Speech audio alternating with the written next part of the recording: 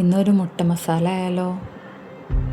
വളരെ എളുപ്പത്തിൽ ടേസ്റ്റി ആയിട്ട് ഉണ്ടാക്കാൻ പറ്റിയ ഒരു മുട്ടക്കറിയാണേ.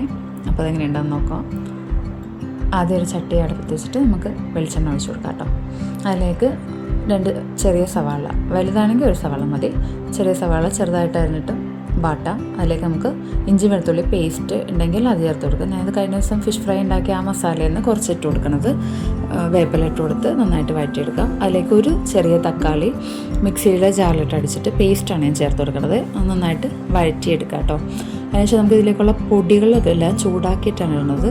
മല്ലിപ്പൊടി, മുളക് പൊടി, 1/4 ടീസ്പൂൺ മഞ്ഞൾപ്പൊടിയും 1/4 ടീസ്പൂൺ ഗരം മസാലയും കൂടി നന്നായിട്ട് ചൂടാക്കിയിട്ടാണ് ഇതിൽ ചേർത്ത് കൊടുത്തത് കേട്ടോ.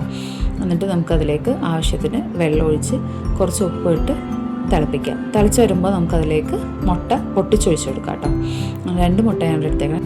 നമുക്കിനി അത് അടച്ച് വെച്ച് വേവിക്കാൻ വെക്കാം കേട്ടോ. കുറച്ച് 5 മിനിറ്റ് കഴിയുമ്പോഴത്തേക്കും നമുക്കതൊന്ന് മറിച്ചിട്ട് കൊടുക്കാം. എന്നിട്ട് മറിച്ചിട്ടിട്ട് ഒരു 5 മിനിറ്റ് കൂടി വേവിച്ചെടുക്കാം. ആ വെള്ളമൊക്കെ ഒന്ന് വറ്റി ആവശ്യത്തിന് ചാറ് നിങ്ങൾക്ക് വേണ്ടതിനനുസരിച്ചിട്ട് വെള്ളം വെക്കാം കേട്ടോ. നമുക്കത് ആയി കഴിയുമ്പോഴത്തേക്കും അതിലേക്ക് 1/4 ഗ്ലാസ് പാൽ കൂടി ഒഴിച്ച് കൊടുത്തിട്ടുണ്ട്. കവർപ്പാലാണ് ഇവിടെ ഒഴിച്ചേക്കുന്നത്. തേങ്ങാപ്പാലായാലും കുഴപ്പമില്ല. കുറച്ച് കറിവേപ്പിലയും കൂടി കുറച്ച് വെളിച്ചെണ്ണയും കൂടി ഒഴിച്ചിട്ട് നമുക്കത് മൂടി വെക്കാം. കറി ഇവിടെ സെറ്റായിട്ടുണ്ടേ. അതിൻ്റെ കൂടെ ഞാൻ നല്ല പത്തിരിയാണ് കേട്ടോ ചുട്ടെടുക്കുന്നത്. പത്തിരിക്ക് ഇറച്ചിക്കറി വേണമെന്നേ ഇല്ല. ഈ കറി അടിപൊളി ടേസ്റ്റാണ്, നല്ല കോമ്പിനേഷനാണ് കേട്ടോ. അപ്പോൾ എല്ലാവരും മസ്റ്റായിട്ടും ട്രൈ ചെയ്ത് നോക്കണേ. അത്രയും സിമ്പിൾ ആൻഡ് ഈസി റെസിപ്പി അല്ലേ. വേഗം രാവിലത്തെ ബ്രേക്ക്ഫാസ്റ്റ് റെഡിയാക്കി എടുക്കുക. പത്തിരി മാത്രമല്ല കേട്ടോ, പുട്ടും എന്തിൻ്റെ കൂടെ നല്ല കോമ്പിനേഷനാണ് കേട്ടോ.